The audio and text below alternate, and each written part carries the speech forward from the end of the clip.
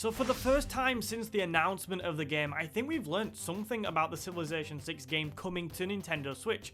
Well, we've learnt quite a lot, to be fair. In this video, I'm going to look at 3 big things we saw in my opinion, which were the start menu, the create a game screen, and finally, and probably most interestingly and importantly, some of the in-game controls. Following that, I'm also going to look at some other less specific points, most notably the way they're trying to sell this game and how they're trying to sort of brand it. Throughout, I'll try and show some comparisons between the new Switch version of Civilization 6 and the PC version, but these are kind of the makeshift, let's say, so please, if they're not aesthetically pleasing, don't cry your eyes out, it'll be okay.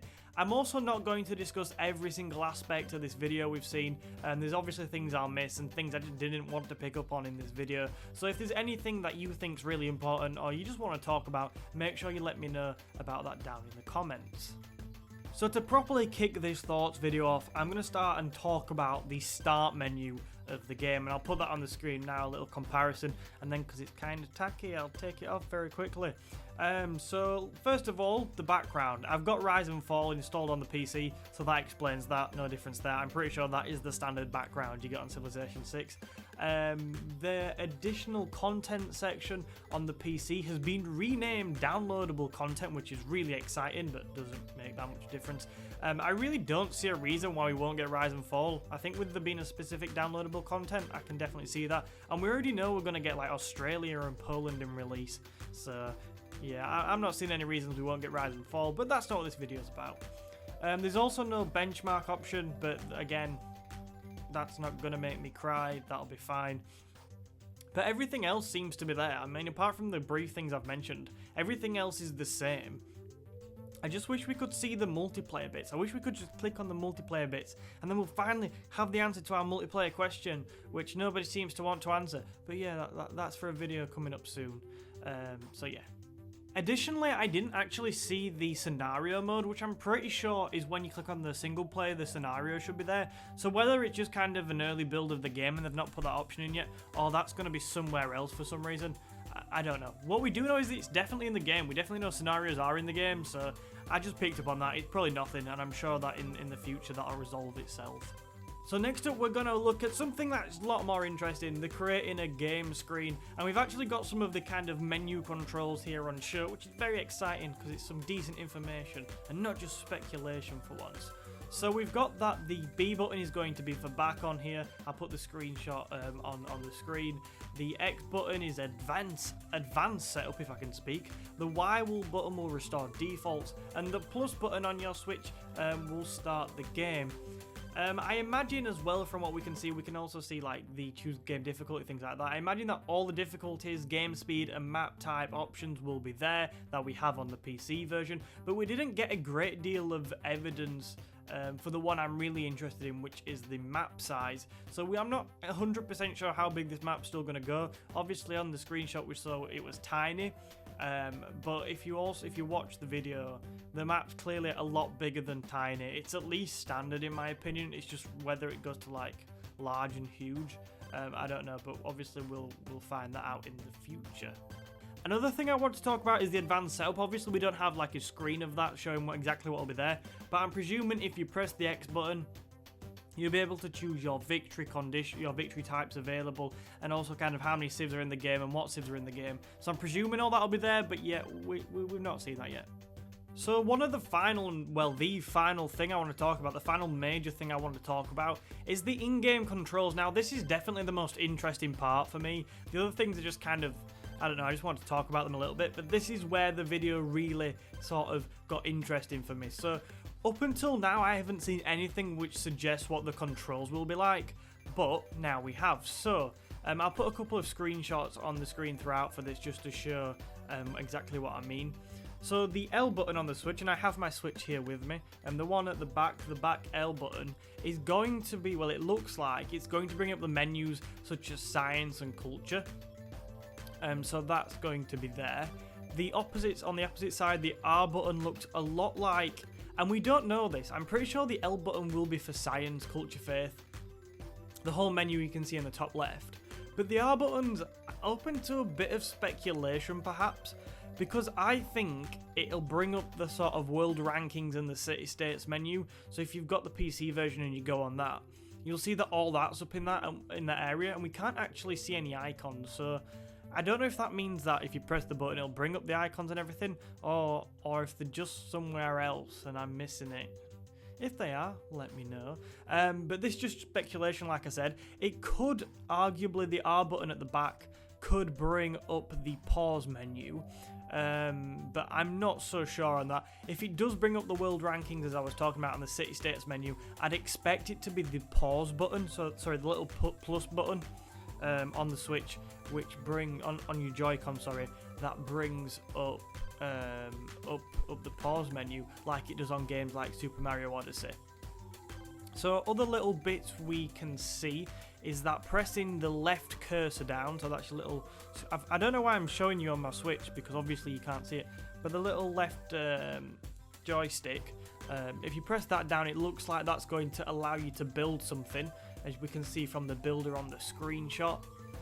Pressing the Y button will allow you to open up your notifications. Now, one nice thing I found here is that the notifications seem to kind of be bunched together before you open them. And on the PC, well, I don't know if you can change the option, but for me, it's always been the kind of drop down one after the other, and you have to go through them.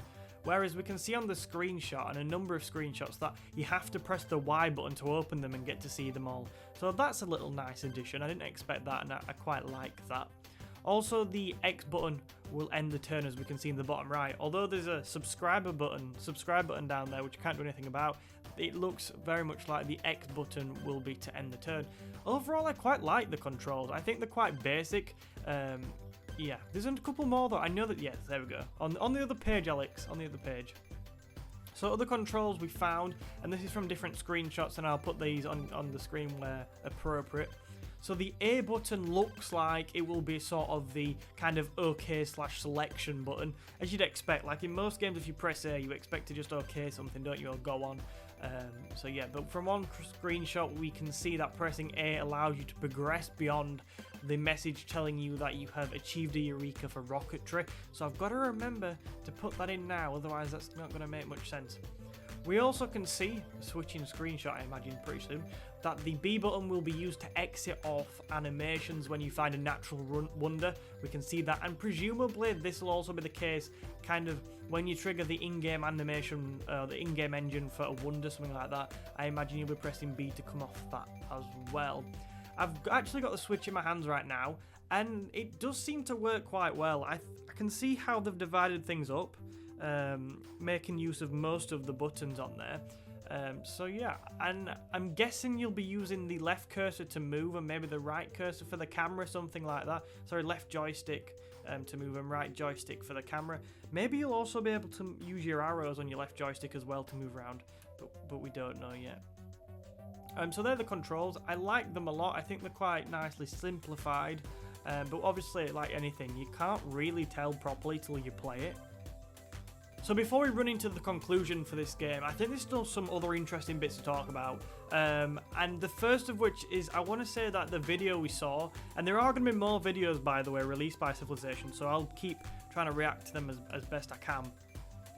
But the video is definitely in keeping with the announcement trailer, and it's maintained that sort of more casual and approachable feel we seem to be getting on the Switch version of the game.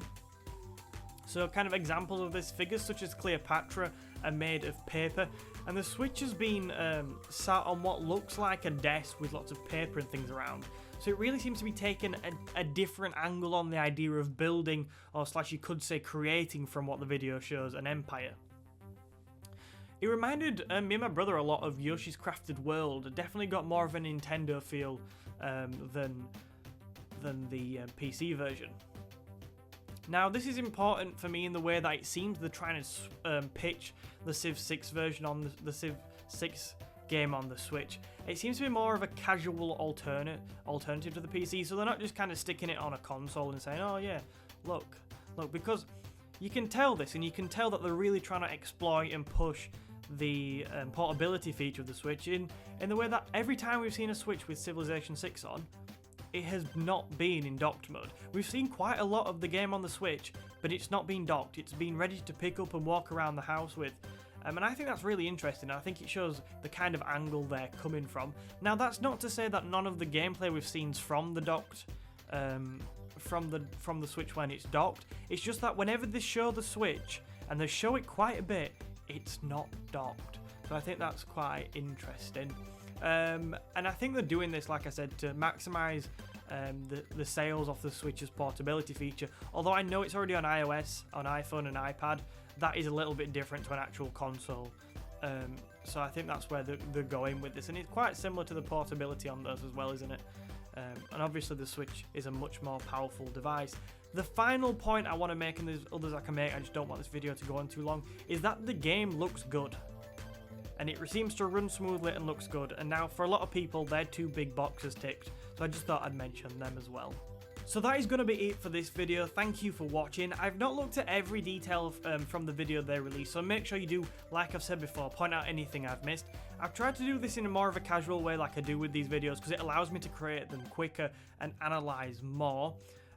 We still don't know much about the multiplayer, and I'm definitely I'm going to make a video on that in the next week or so, so make sure you stay tuned for that, and make sure you subscribe as well if you're enjoying the Civilization content. And yeah, we're going to carry on covering this game up to and beyond release. We've got plenty more Civ stuff on the channel, such as alternate leaders, where we look at who else could lead Civilizations. And if you're from the Nintendo's type of things, we've got a Nintendo video every Wednesday at 7 PM, and this week's video, which I released an hour ago, looks at 5 major Nintendo first-party franchise yet to be announced to be getting a new game on the Switch. So there's plenty of gaming content on this channel if you want to go ahead and subscribe.